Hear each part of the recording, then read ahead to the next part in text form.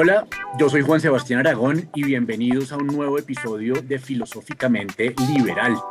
Hoy es un podcast muy especial porque fue concebido como un podcast acerca de los podcasts, pero sé que eso simplemente va a ser una excusa para empezar a hablar de una cantidad de temas que yo sé que de los cuales puedo aprender mucho de nuestro invitado, de Ricardo Pineda, y que además son temas que yo sé que van a ser de interés de ustedes. Así que, Ricardo, bienvenido a Filosóficamente Liberal.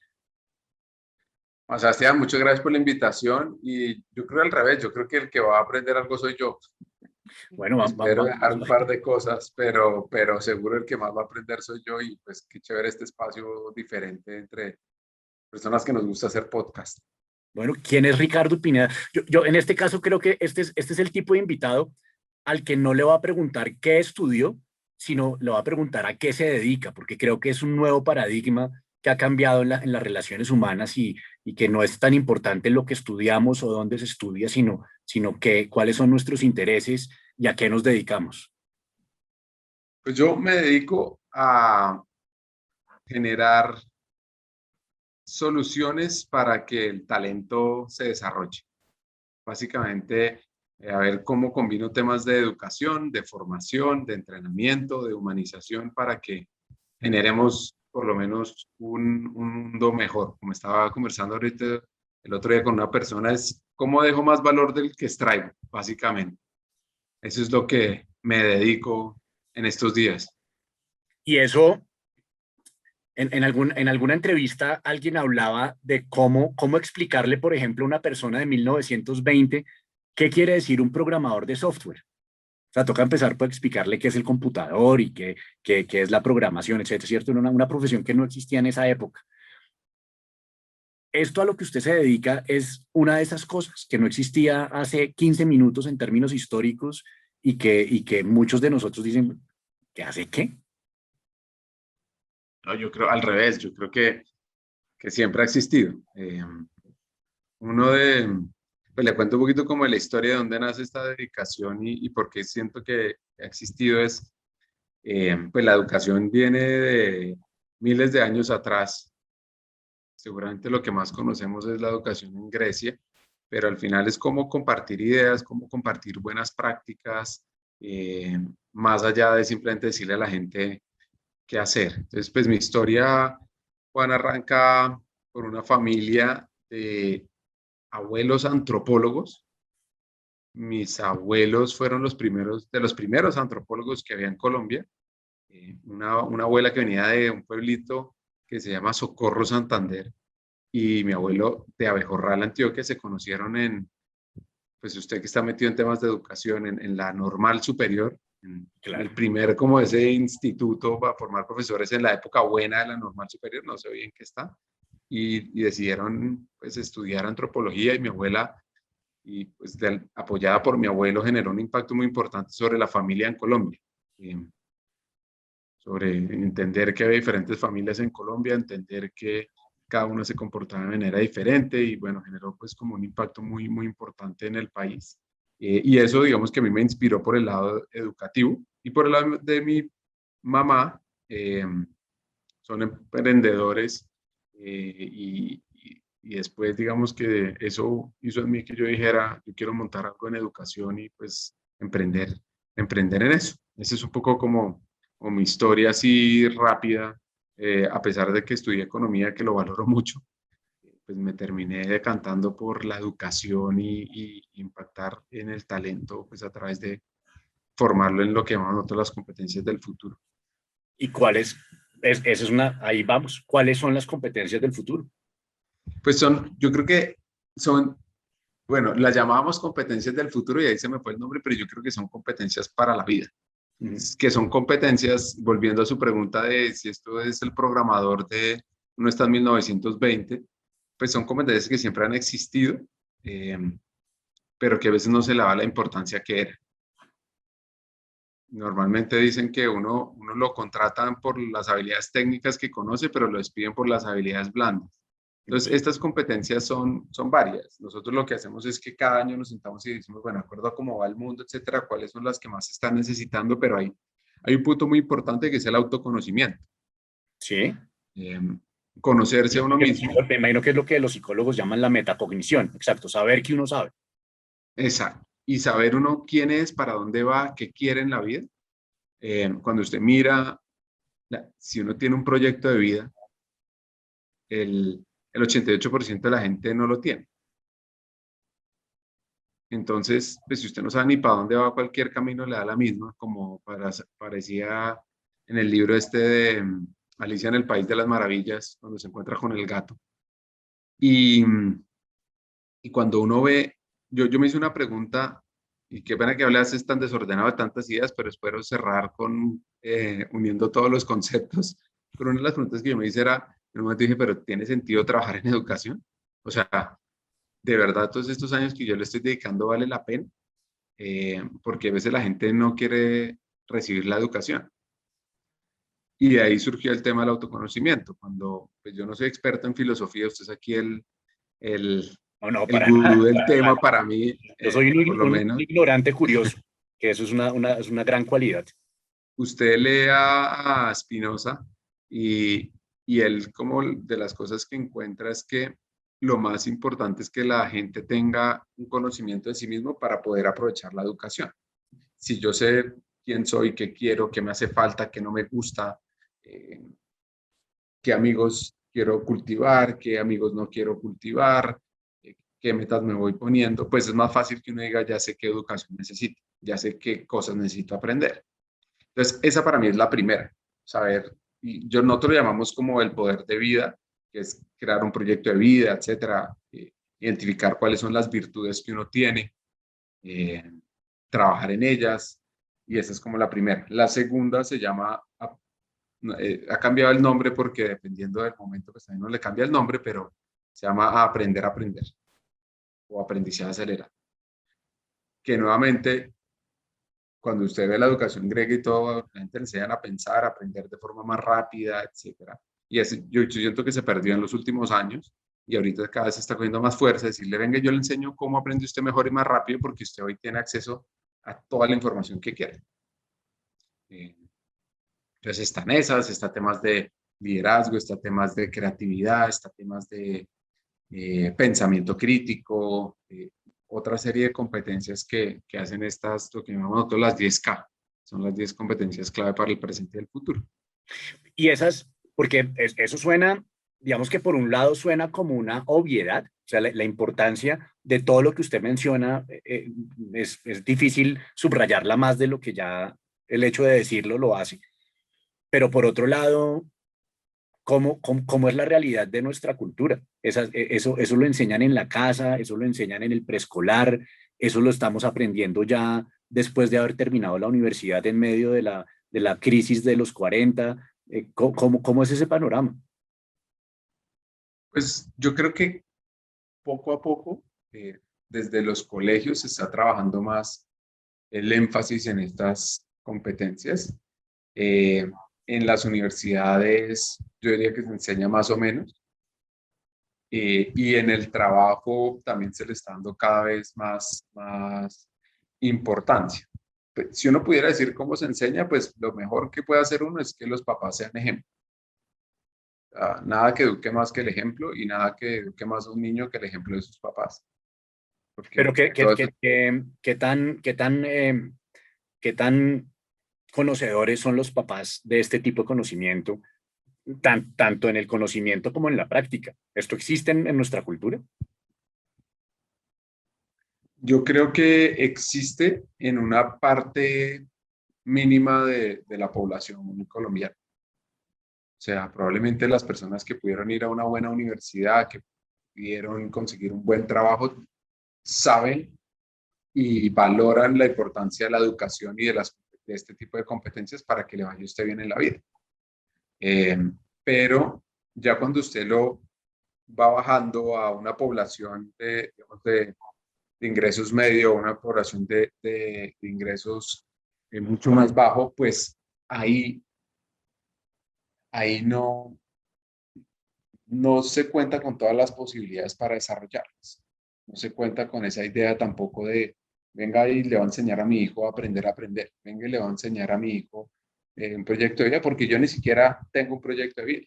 Entonces, es muy difícil y lo que nosotros buscamos es no enfocarnos en ese grupo directivo, sino en la base de un país, pues que es lo que hace que al final se mueva la economía, que haya pues, surgimiento de la clase media, etcétera.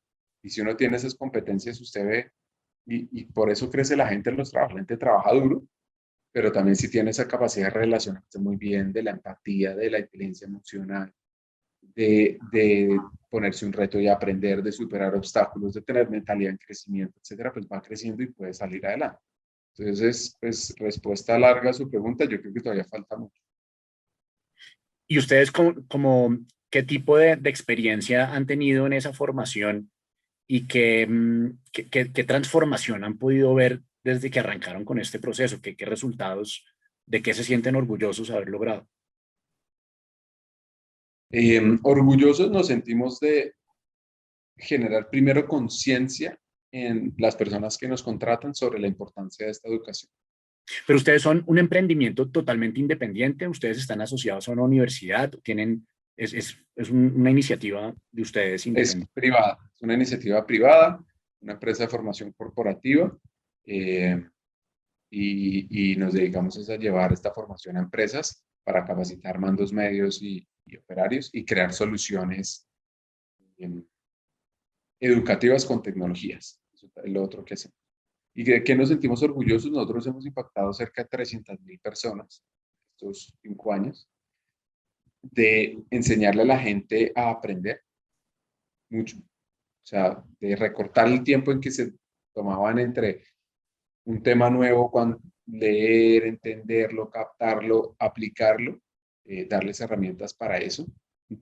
Por ejemplo, en sectores como el de las flores, de enseñar a la gente a tener un proyecto de vida, porque cuando usted tiene un proyecto de vida puede orientar sus finanzas a eso, si puede orientar sus finanzas a eso, usted también puede ir alcanzando sus sueños, puede salir adelante, tener casa propia, etcétera, etcétera, y va avanzando. De trabajar mucho los nuevos liderazgos, que eso repercute en que haya menor rotación de la gente.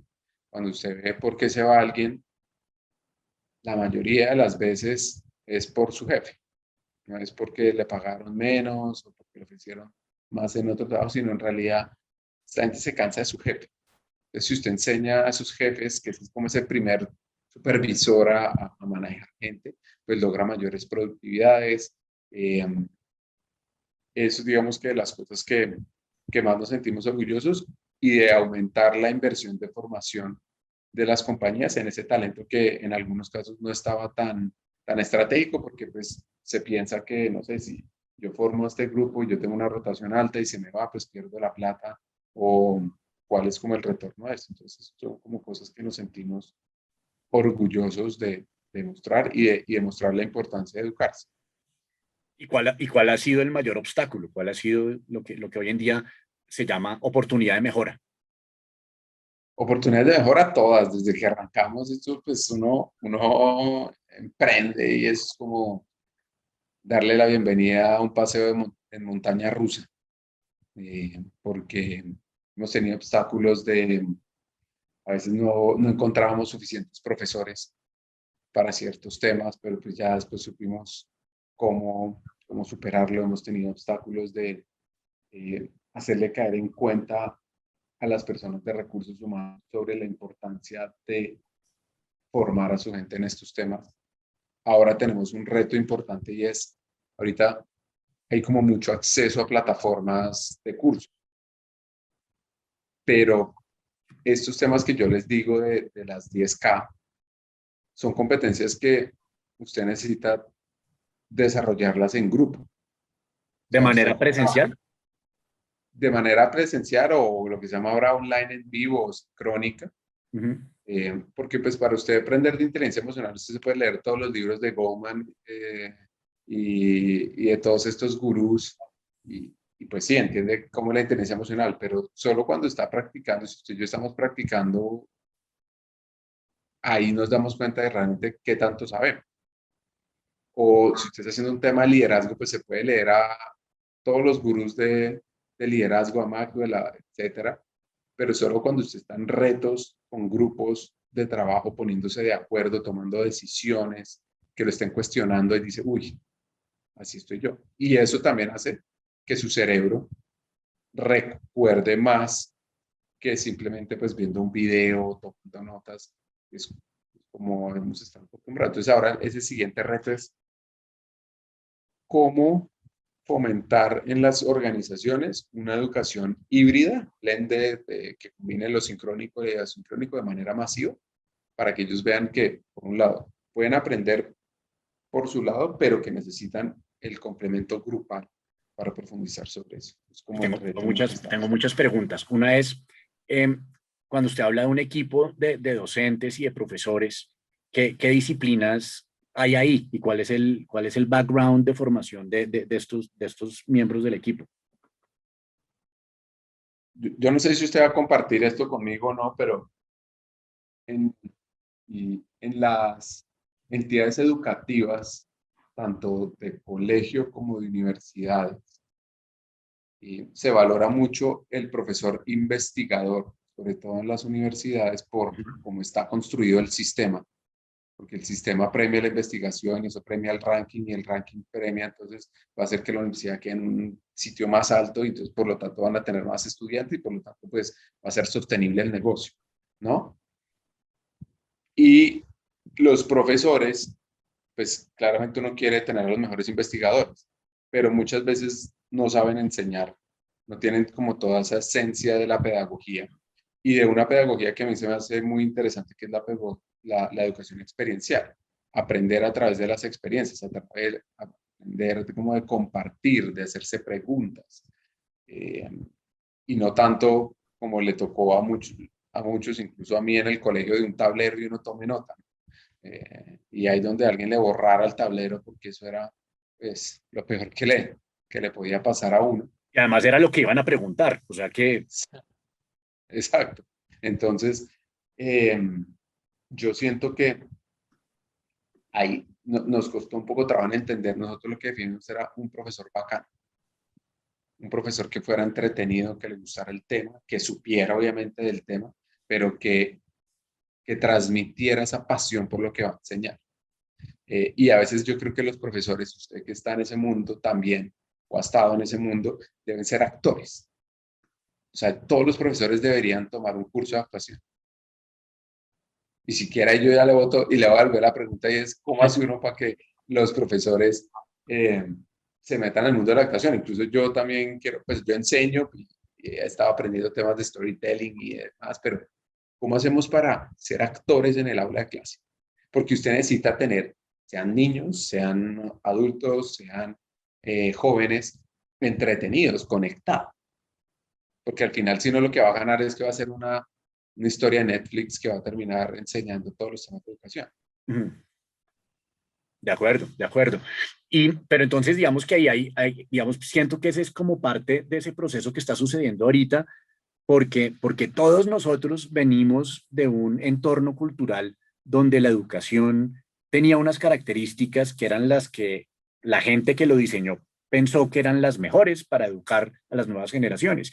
Y hoy en día nos hemos dado cuenta de que esto basado solamente en la memoria no es tan efectivo como nosotros pensábamos, que además la información está toda disponible en Internet hoy en día, que hay que recuperar un poquito la creatividad que eliminamos a punta de alinear a todo el mundo, pero pues todos, no dicho, está esa ironía, porque los que están tratando de cambiar ese sistema son hijos del sistema anterior y tampoco están en la siguiente generación porque tienen el lastre de no tener las habilidades que estamos tratando de inculcar.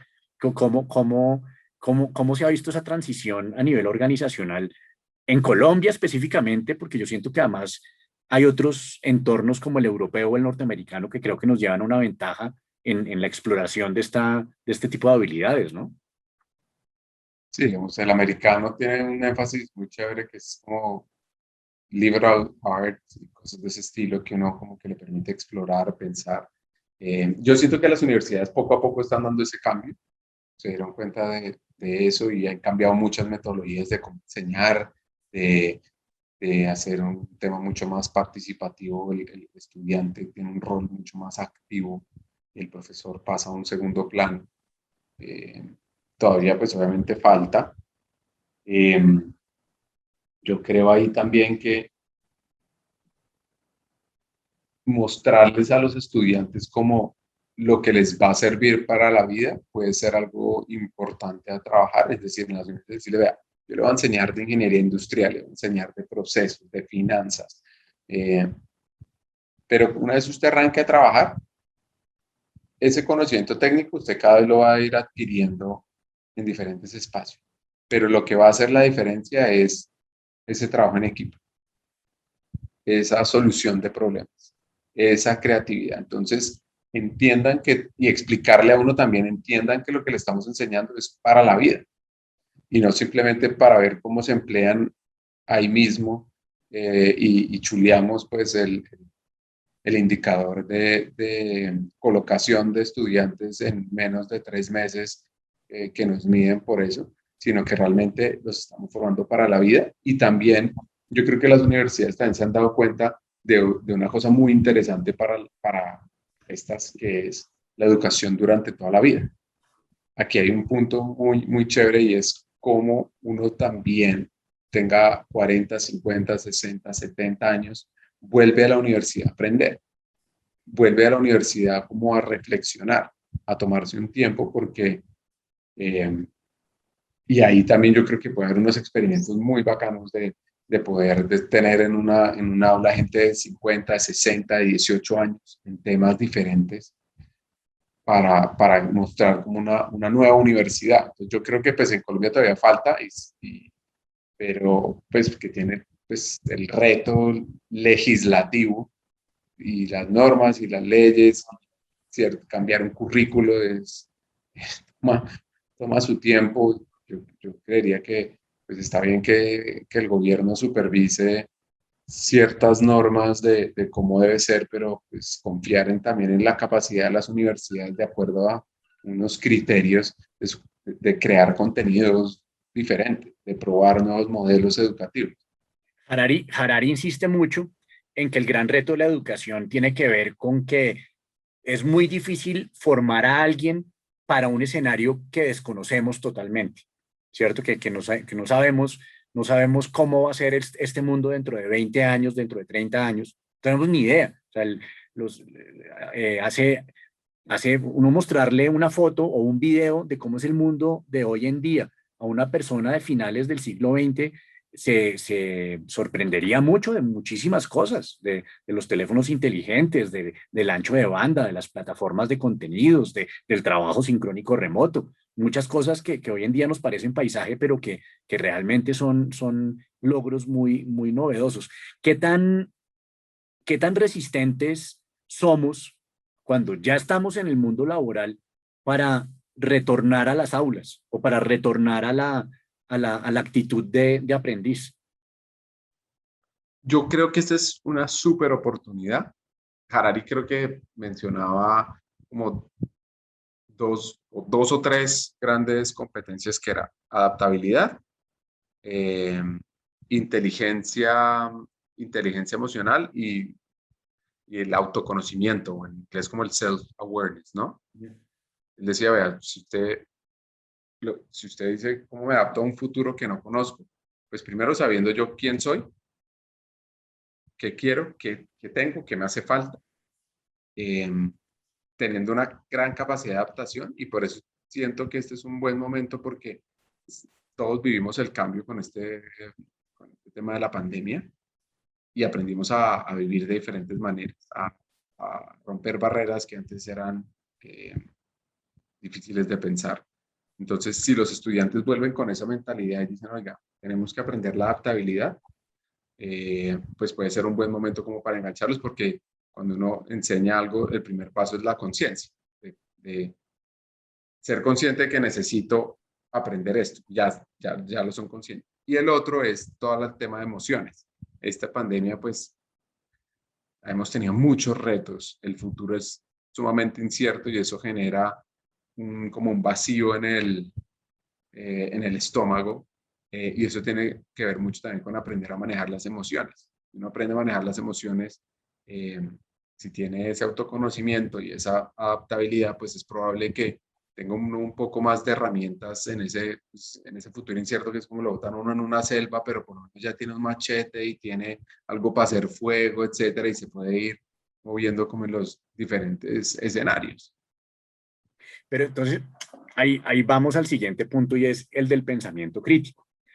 Pero es que no sé por cuál de los dos entrar porque siento que hay, o sea, yo soy obsesivo con el tema del pensamiento crítico, pero también reconozco la importancia de la parte emocional y de la experiencia reciente me he dado cuenta de que es muy difícil que la gente cambie su forma de pensar acerca de un tema, ¿cierto? Siento que uno tiene una posición emocional que es cultural, que es aprendida y que después uno disfraza esa emoción, la disfraza de razones para autoconvencerse de algo y que ahí estamos llenos de sesgos.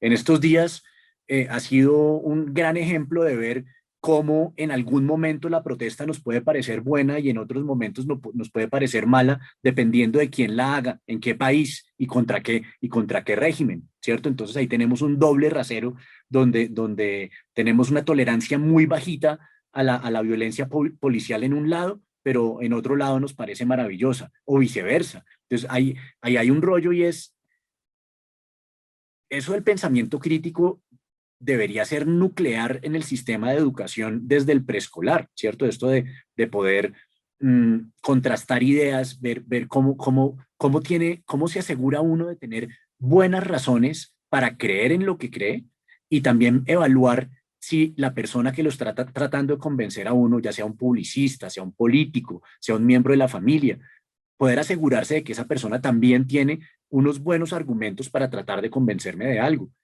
Pero yo siento que el pensamiento crítico está muy ausente y no solamente en Colombia. Uno está viendo unas cosas increíbles a nivel mundial y eso creo que puede generar unos grandes problemas. ¿Cómo ve ese tema, Ricardo?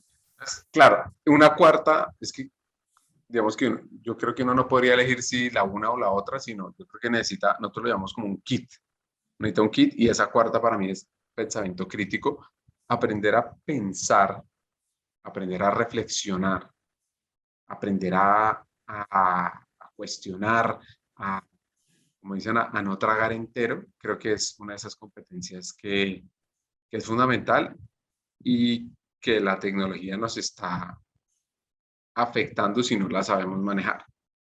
Eh, entonces, ¿cómo dividir esa respuesta suya? Yo creo que hay dos puntos. Uno, enseñar la importancia del por qué aprender a pensar, a reflexionar es fundamental. Y lo segundo es enseñarle a la gente qué lo está afectando, que no lo está dejando pensar, que es lo que es como la contaminación digital, por así decirlo.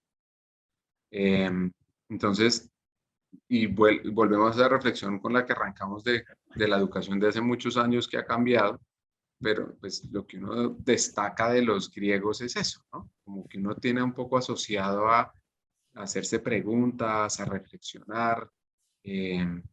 Entonces, el reto que yo creo que tenemos es cómo le mostramos al mundo, a los colegios, a las universidades, a los padres de familia, enseñarles a pensar. Yo, como le contaba en otro espacio, yo tuve educación alemana. Yo no es que sea el experto en pensamiento crítico, pero un alemán que es sumamente racional, le enseña a usted a pensar, le enseña a usted a cuestionar, le enseña a usted a no estar de acuerdo y a argumentar. Eh, Pero ahí en esa conversación yo he tenido esa conversación en otros contextos y en varios contextos también me han dicho, pero ojo, porque esa cultura tan metódica, tan organizada, tan racional, también cayó en un exceso social fascista, genocida, que por muchos es catalogado como el peor de la historia, aunque yo creo que eso es invisibilizar otras catástrofes que han sucedido en el ejercicio de varios imperios, pero el caso es que eso tampoco garantiza que no haya locuras por parte de los grupos humanos. claro, por eso digo, yo no creo que sea esto una competencia que va a ser la solución, sino muchas. Mm. Eh, el tema pero es que ya es entrar en otro debate sobre la Primera y la Segunda Guerra Mundial. Ya. Eh, Pero continuemos digamos, con la capacidad de un grupo de personas de interpretar una realidad, de contrastar unas propuestas de cómo resolver un problema y de cómo ponerse de acuerdo dentro de la diversidad, dentro del debate, dentro del disenso, que me parece que es muy saludable, cómo encontrar soluciones, porque parece que eso nos está costando mucho trabajo a los colombianos en estos momentos. mire, yo creo varias cosas. Yo creo que si uno quiere aprender a pensar de manera crítica, lo, lo primero que necesitamos en Colombia es que la gente le guste leer. Buen Eh, punto, ese me gusta, en eso estoy de acuerdo. Estaba leyendo el otro día como una sustentación de por qué la gente debe leer libros. Mm. Y, y el primer punto es, o sea, estamos Leer acostumbrados libro en vez de estar viendo televisión o era una cosa en contra del libro el digital. libro físico, este que tengo aquí, cualquiera de, Mm. por varias razones. Digital no vale. Sí, sí, digital, Ok, vale. ok, Un Kindle está perfecto. listo. Lo importante es que esté uno en el Kindle todo el tiempo, ¿no? Ok, No, que haya Kindle para conexión con aquí, un texto. pongo un Netflix aquí arriba a la derecha y... eh, El gran problema es la concentración. exacto. Entonces, usted dice, ven, yo tengo que aprender a pensar. Pues yo no sé todos los métodos, entonces pues leamos quiénes son los que saben. Si usted se lee una noticia de los 6 tips de aprender a pensar, entonces usted le dice, no sé, para pensar de manera crítica, identifique el problema, consiga data, analice, identifique, ¿cómo se llama esto? Hipótesis, mire qué significado tiene y tome decisión. Entonces uno se lee un blog, que son los típicos además, que siempre les recomiendan que cuando va a publicar un blog de estos ponga los 6 tips o y ya lo lee. Entonces usted Sí, dice, bueno, yo puedo le leer esta ponga información. un título con números es más atractivo que un título sin números. Exacto. Entonces, esta es la primera manera. O incluso una anterior sería un post en Instagram de aprende a pensar de manera crítica. Y eso es como yo adquiero una información. Otra es el blog. Otra es un artículo del New York Times o The Atlantic que de pronto puede estar un poco más largo, más desarrollado. Y ahí usted lo que hace es que adquiere información de un escritor un poco más profesional. Pero cuando usted coge un libro, usted está adquiriendo el conocimiento, y pues un libro bien escogido, ¿no? Que pues hay de todo. Cuando usted escoge un libro, usted está adquiriendo el conocimiento de 5, 7, 10 años de investigación de algo. O O sea, está siglos. realmente, o siglos, está profundizando en un conocimiento y eso lo está llevando pues a usted. Entonces ahí está realmente aprendiendo a pensar. Por eso ese fue como el argumento que yo encontré y eso fue hace como un mes de por qué la gente debería aprender a leer, porque si usted quiere coger el mejor conocimiento, el conocimiento más valioso, pues eso está en un libro. Eso no está en un blog. Eh, un podcast, por ejemplo, le abre la mente, pero pues un podcast no va a ser una conversación con Harari de 1 hora en un podcast, no va a ser lo mismo que leerse Homo Deus o de leerse Animales a Dioses o 21 lecciones, ¿cierto? Le va a dar una idea, lo va a inspirar y le va a generar recordación cuando usted lee el libro. Entonces, lo primero de ese pensamiento crítico es aprender a leer. Y eso Pero es que ahí usted formuló el problema y me parece que ese es el problema más grave que tenemos y es que es lo que le dicen a los alcohólicos, ¿cierto? Y es el primer paso es reconocer que usted es alcohólico, ¿cierto? Entonces aquí que a mí me vengan a decir es que usted no sabe pensar, yo estoy seguro que la mayoría de nosotros va a decir, usted me está diciendo bruto y pongo un muro aquí en la mitad, ¿cierto? Entonces la primera es tener esa humildad de decir como, venga, esto de pensar se me da natural o tengo que cultivarlo. Que es la segunda parte y es la analogía de cómo, o sea, hoy en día es claro, una cosa que no era clara hace unas décadas, que hay una forma de llevar una vida saludable, ¿cierto? En la época de mis abuelos, nadie se estaba preguntando si el chicharrón tenía demasiado colesterol o si la gente estaba consumiendo suficiente omega 3. Eso no existía. Nadie hacía ejercicio. Eso, yo me acuerdo cuando salieron los aeróbicos en los 80. La gente decía, pero esa gente intrusa frente a un televisor bailando solos, están locos. Y hoy en día esa es la norma. Hoy en día hay ciclistas, gente haciendo maratones, haciendo trekking. O sea, nuestro estilo de vida ha cambiado y hemos cobrado conciencia de lo que se trata, administrar bien el cuerpo y sabemos cómo hacerlo. No todo el mundo lo hace, pero sabemos que existe y sabemos cómo hacerlo. Pero nadie habla de entrenar la mente. O lo concebimos como ese proceso de pasar por el camino académico, de pasar por primaria, bachillerato, universidad, pero no tenemos eso de ser, ¿qué es pensar? Yo soy mis emociones? ¿Puedo entrenar mis emociones? Eso es una cosa que estamos empezando a navegar, estamos metiendo los deditos en ese mar hasta el momento y creo que dentro de 30 o 40 años, eso de tener una buena salud mental, de entrenar el cerebro y de qué lo estoy alimentando. O sea, si yo veo solamente noticieros y no veo nada más, no va a el mundo es un infierno. No Se va a poder, cortan las venas. no va a poder confiar en absolutamente nadie si el mundo es como lo muestran en los noticieros. Entonces, leer es la comida más saludable que uno le puede dar al cerebro, siempre y cuando escoja buenos libros, que eso ya también será otra discusión. Pero ¿cómo se hace eso? ¿Cómo hacemos que la gente diga, admito la posibilidad de no saber pensar tan bien como yo creía que pensaba? Y segundo, voy a empezar a adquirir unos buenos hábitos mentales, así como puedo adquirir unos buenos hábitos alimenticios y corporales. Sí, ahí pues yo obviamente no tengo la solución, si no ya estaría en el Salón de la Fama, eh, pero yo creo que yo lo llamo higiene mental.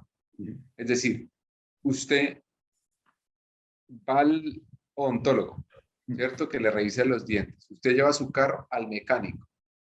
Usted se mira al espejo y todo el tiempo está viendo, uy, ¿cómo me veo de bien o de mal o qué tengo? O sea, usted tiene higiene y cuida las cosas, pero no tenemos conciencia sobre eso que llama usted como higiene mental, de cuidar el cerebro. Entonces, uno de los puntos es generar esa conciencia. Otro punto que también se me hace importante en esta conversación, y yo es que hablo a veces como con muchas ideas ahí locas que espero que de pronto en alguien haga clic, pero otro punto que es relevante ahora es que ya tenemos más información del cerebro. Es decir, ya sabemos qué palancas hay que mover muchas veces para que se desarrollen ciertos comportamientos. Para bien y para mal.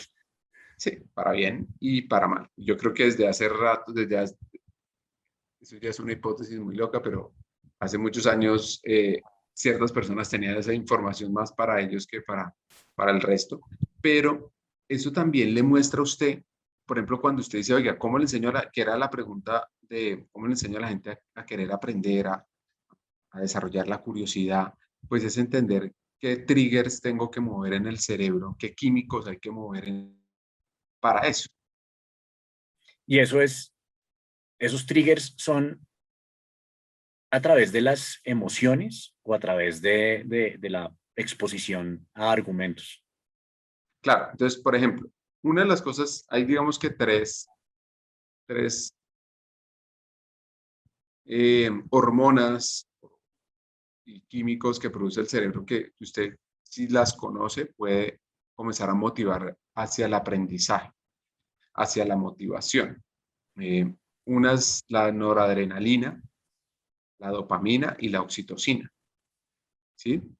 Entonces, cada una de estas, cuando usted está aprendiendo algo, cuando usted quiere cambiar de estado de ánimo, pues se activan o no se activan. Entonces, la noradrenalina le impacta el humor, la concentración, la atención y la memoria. Y antes no teníamos esa información. Entonces, ok, ¿qué hago yo para tener más noradrenalina o la dopamina, que le afecta la memoria, los sistemas como de, todo este tema como de rewards, ¿no? Como de recompensas, de la atención, eh, de, de temas de manejar el sueño, el humor, pues también hacen que usted quiera aprender a aprender y que quiera enfocarse en aprender a pensar. Entonces, yo creo que la educación también está cambiando a decir, oiga, si yo comienzo a entender qué afecta ese cerebro, pues yo puedo comenzar a motivar a la gente a aprender nuevas cosas. Y la oxitocina, pues, tiene la capacidad de producir como empatía. Entonces, también usted se va conectando un poco. Si comienza a manipular, si uno fuera pues un científico loco y comienza a manipular esos químicos en el cerebro, pues probablemente va a hacer que la gente quiera aprender a pensar, aprender a aprender, a desarrollar esa curiosidad y comienza a diseñar mecanismos para lograr las redes y todo eso, pues conocen perfectamente cómo manipular el cerebro. Entonces, por eso también nos vamos como hacia el lado de generar divisiones y demás. Sí, que ese documental que hace Tristan Harris en Netflix que se llama El Dilema Social, lo expone de una muy buena manera yo siento que ese debería ser como un contenido como de obligatorio consumo para padres de familia y para distintas organizaciones, porque claro, realmente ellos han hecho un trabajo muy eficiente en encontrar esos estímulos inconscientes muchas veces que hacen que nosotros queramos pasar mucho más tiempo ante la pantalla y cómo ya están empezando a aparecer muchas publicaciones que dicen que el nivel de estimulación y de recompensa que siente un adolescente con la pantalla es equivalente al que le produce una droga, un estimulante y que eso es muy adictivo y eso es de mucho cuidado, y no solamente para los adolescentes, muchos adultos también hemos tenido muchos problemas con el Internet. Entonces, o sea, como padre de familia, como miembro de una sociedad, como ciudadano, como todo, cómo maneja uno ese chicharrón de entender que tiene uno todas estas nuevas tecnologías, esta posibilidad que tenemos de encontrarnos en la distancia, de tener este sucedáneo de la realidad y tratar de que las cosas no se detengan tanto como se tuvieron que haber detenido hace 100 años con la gripe española, sabiendo que también acarrea unos peligros muy grandes para la salud mental de las nuevas generaciones y para la eventual manipulación política de las masas. Sí. Yo, si fuera a resumir lo que usted está diciendo, hay una frase que dice que me encontré también el otro día leyendo y que dice que las noticias y las redes son al cerebro lo que el azúcar es al cuerpo. Ujú. Entonces, si ya uno entiende eso, porque ya sabemos lo del azúcar, ¿cierto? Ya sabemos que pues el azúcar es delicioso, nada más rico que un chocolate, pero ¿Y cómo hay que cambia un saberlo niño, consumir. cómo cambia un niño después de un chocolate? A Le los doy el 3 años de edad. chocolate a una de mis hijas y listo para correr todo el día y para que las emociones le cambien y bueno. Eh, entonces, el primer punto es eso, es generar conciencia sobre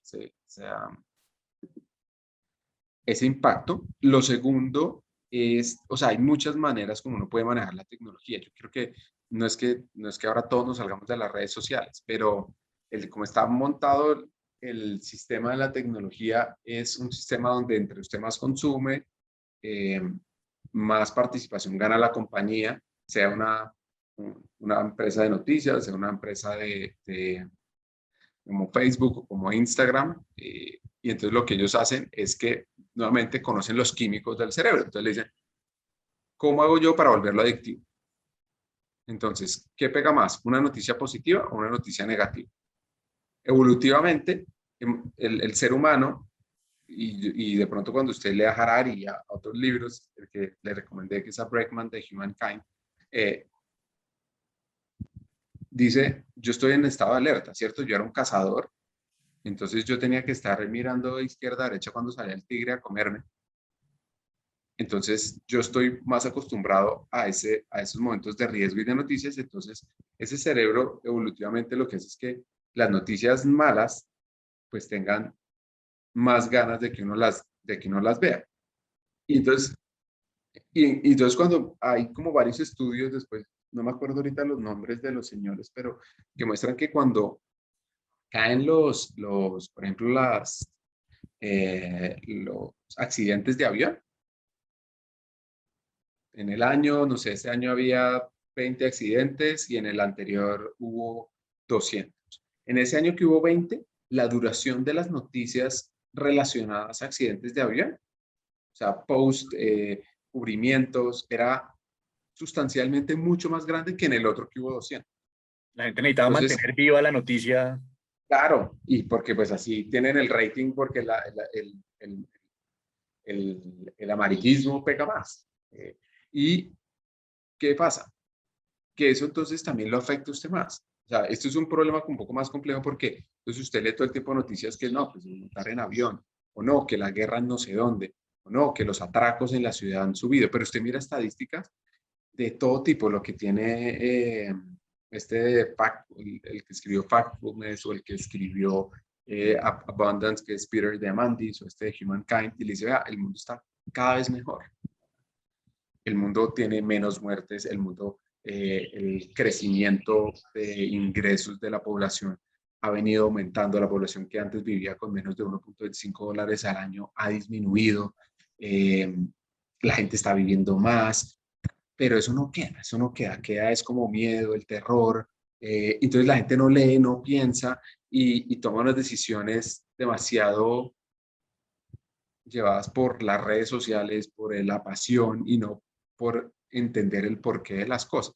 Pero ese punto, Ricardo, me parece a mí crucial. Y ahí es donde si yo tuviera la oportunidad de tener una reunión con todos los copropietarios del planeta, y así como, chicos, venga, bien, todos tenemos una posición con respecto a, al estado de las cosas en general, pero esa posición tiene que estar conectada con la realidad.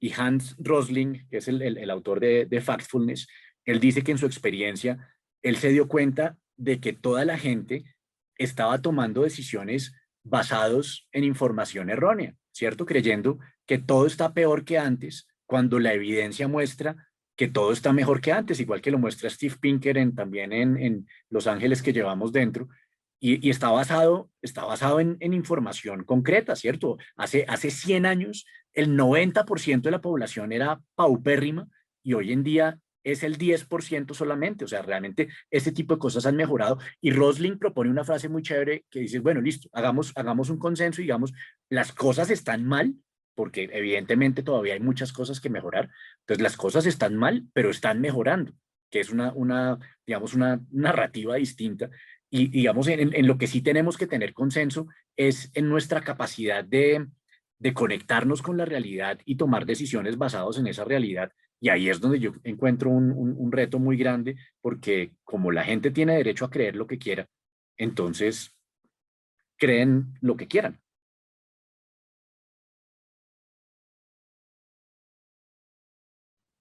Sí, ese es el tema de no leer, de, de no poder acceder a un libro como el de Rosling. Quiere decir, oiga, venga y entendamos un poquito cómo está el mundo, de verdad, de no tener acceso a esos contenidos y, y de poderse cuestionar. Y de pronto este señor está medianamente correcto, ¿no? Y uno puede leer a otros y comparar y tener una posición frente a eso, pero una posición informada. No simplemente que porque su amigo compartió que este presidente, este candidato a presidencia va a ser así, entonces yo creo esto, sino informes. ¿Qué está proponiendo esta persona? ¿Dónde está? Entonces, Pero es el señor norteamericano que parece que era muy buen miembro de familia y muy buen miembro de su congregación religiosa y todo, que compró varias armas de corto y largo alcance y se fue a liberar unos niños en un sótano de una pizzería en Washington, porque todo lo que leyó le decía que Hillary Clinton y Barack Obama eran las cabezas de una red internacional de tráfico infantil y que en el sótano de esa pizzería estaba el sitio donde tenían presos a todos los niños que se habían robado. O sea, ese es el problema, es el tipo sí lee. Lo que pasa es que está escogiendo unas fuentes que a mí me parece que no son confiables, mientras que a él le parece que las fuentes que yo consulto, como The Atlantic o el New York Times o los medios locales, etcétera, a él le parece que las que yo leo no son confiables. ¿Cómo hacemos para ponernos de acuerdo en quién tiene la razón? ¿Alguien puede tener la razón? Yo no sé si alguien al final puede tener la razón o no, pero debe haber analizado a profundidad eso. Es decir, si usted le comparten esa información, pues entienda un poquito, investigue, y si están en ese sótano, pues y ya él tiene esa pasión por ir a averiguarlo, pues entiende un poquito más de dónde viene eso, quién lo dice, quién está detrás de ese post que se puso. Porque también entonces usted comienza a ver los grandes pensadores, pues usted dice, ok, bueno, este tipo se preparó, analizó, miró muchos estudios. ¿Cuánta gente se mete a ver un estudio de una universidad profundo, con rigurosidad, y cuánta gente incluso se pone a cuestionar esos estudios? Definitivamente no con la facilidad con la que le damos crédito a unos mensajes anónimos de WhatsApp. Entonces es más fácil, y ese es otro punto que yo tengo que se llama el poder de retardar la gratificación.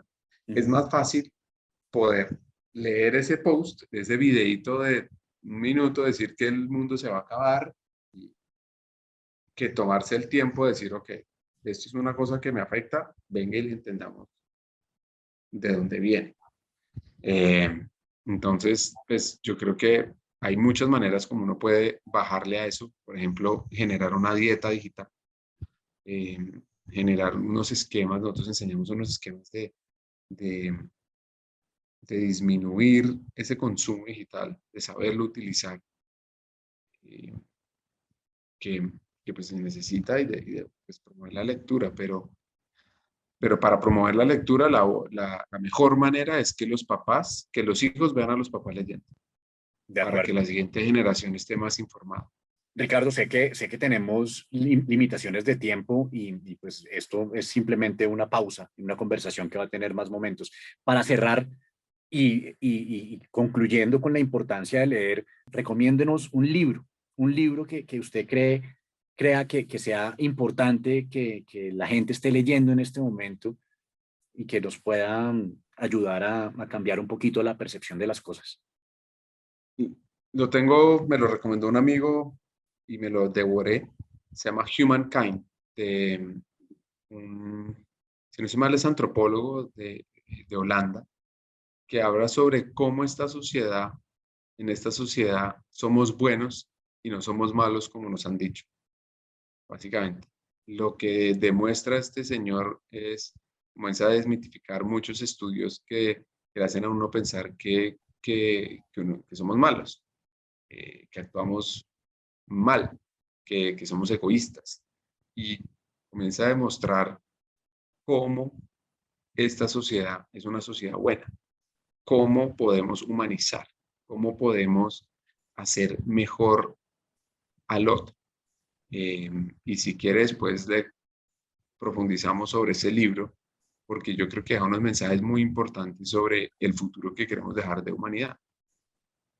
Fantástico. Entonces quedamos con esa recomendación y esa tarea de leer Humankind. ¿El nombre del autor nuevamente? Sí, Roger, Roger Roger Bregman. Breckman. Roger Breckman. Ricardo, muchas gracias por esta maravillosa conversación bueno, ya tendremos oportunidades en el futuro para seguir discutiendo y conversando acerca de este y de muchos otros temas. Muchas gracias por estar con nosotros hoy. A usted, Juan, muchas gracias por la invitación y todo un placer conversar de estas ideas así desordenadas, interesantes para mejorar el mundo. Bien, hasta la próxima.